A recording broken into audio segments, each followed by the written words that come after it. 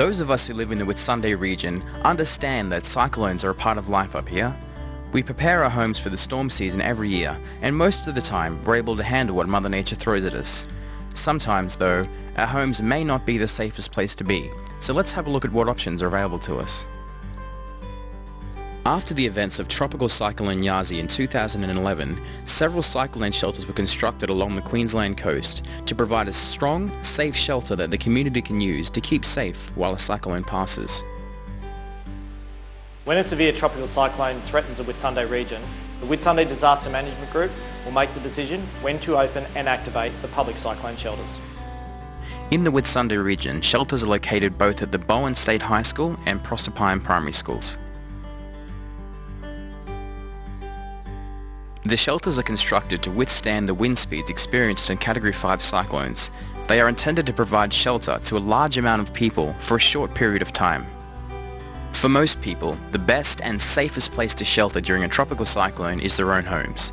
By staying home, you'll be more comfortable, you can keep your pets with you, and you can even offer shelter to friends and family. If your home is located in an evacuation zone, if your home is an older building in poor condition, if you live alone or you have special needs, then you should prepare a plan now to find alternate shelter. If you have special needs, you may not be able to have your care needs met particularly well and should investigate or discuss with your carer other places to shelter where your needs can be better met.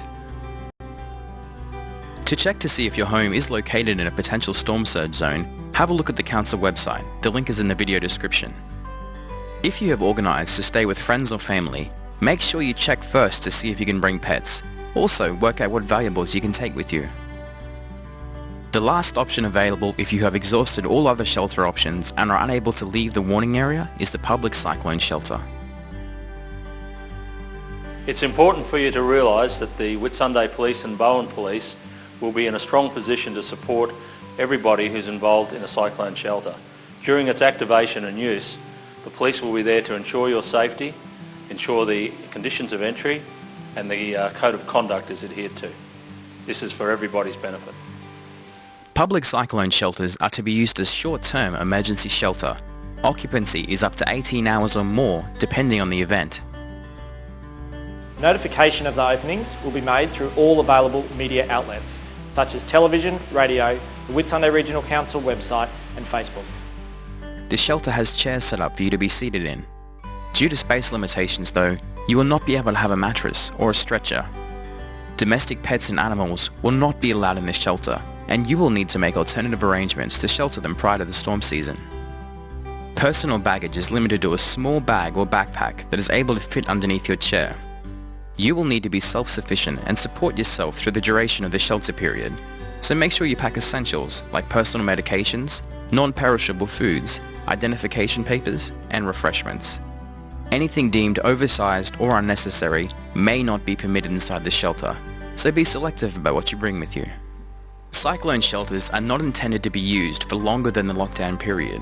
When the cyclone has passed, people sheltering in the building will be directed elsewhere. Evacuation or recovery centres are established once the danger has passed. They provide relief services and housing for people whose homes have been damaged or destroyed during the event. I encourage you to monitor the media because cyclone shelters will not necessarily be open for all cyclone events and they may not suit everyone's needs. Thanks for taking the time to watch this video and learn more about what to do during a disaster event. For more information, please don't hesitate to contact Council directly.